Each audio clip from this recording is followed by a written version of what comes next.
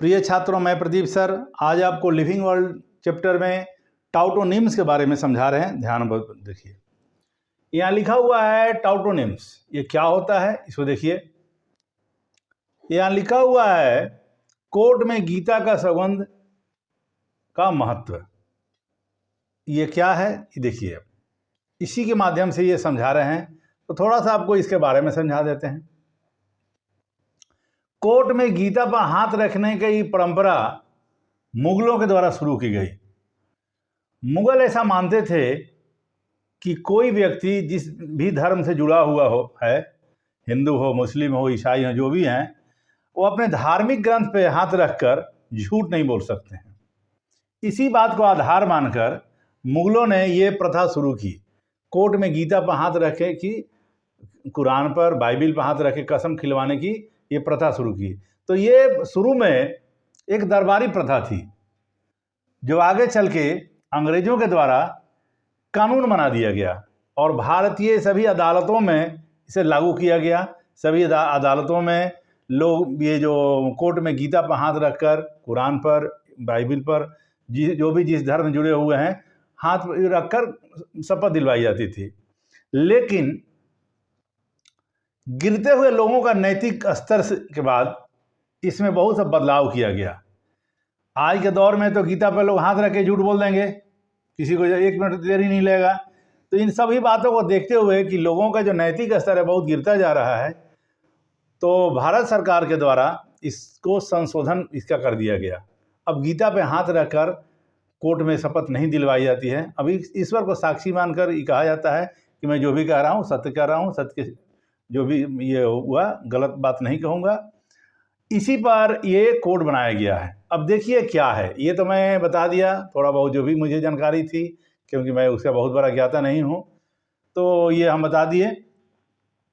अब यहाँ लिखा हुआ गीता का सौगंध या शपथ का महत्व। कोर्ट में गीता के सौगंध या शपथ का महत्व।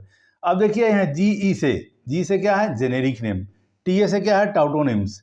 सी से क्या है यहाँ पर, कटला। ए से क्या है, सेम। और एस से क्या है, स्पेसिस। अब इसका मतलब क्या हुआ, मतलब को आप समझिए। जनरली जो जूलॉजिकल नेम होते हैं उसमें 2 लेटर होता है। एक बताता है आपको स्पेसिस और दूसरा बताता है जीनस। यदि यहाँ जी से जेनेरिक लिखा हुआ है, टाउटोनिम, सेम, कटला, स्पेसिफिक नेम। यदि जेनेरिक नेम और ये स्पेसिफिक नेम यानी स्पेसिस और जीनस दोनों अगर सेम है तो उसको क्या कहा कहते हैं हम, टाउटोनिम्स। जहाँ पर जेनेरिक नेम और ये स्पेसिफिक नेम दोनों सेम हो जाएंगे उसको कहेंगे हम टाउटोनिम्स। एज फॉर एग्जांपल ये जो सी दिया हुआ है इसका उदाहरण है। यहाँ देखिए कतला, यहाँ दोनों सेम है। स्पेसिस ये और ये दोनों मीन्स यहाँ स्पेसिस और जीनस दोनों सेम है। तो इस तरह के जो नाम आएगा इसको हम क्या बोलेंगे, टाउटोनिम्स। पुनः इसको रिपीट करते हैं। टाउटोनिम जो है कोर्ट में गीता का सौगंध, शपथ जो भी कहिए, का महत्व के आधार पर समझा रहे हैं। ये मुगलों के द्वारा चलाई गई एक प्रथा थी, जो दरबारी प्रथा थी, जो आगे चल के अंग्रेजों के द्वारा एक कानून का रूप दे दिया गया।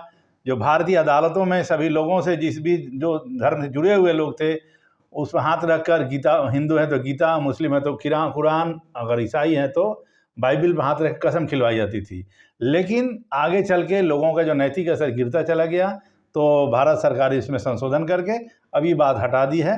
तो इसी बात पर हम ये कोड समझाए हुए हैं। जी से जेनेरिक नेम, टी से टाउटोनिम्स, सी से कटला, एस से आपको सेम और एस से स्पेसिफिक नेम यानी स्पेसिस।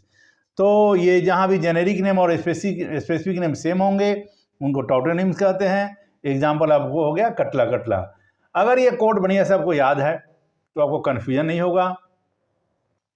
यहाँ लिखा हो no book no note no confusion only code, यानी अगर कोड याद है तो कोई बुक की ज़रूरत नहीं, किसी तरह का नोट की ज़रूरत नहीं।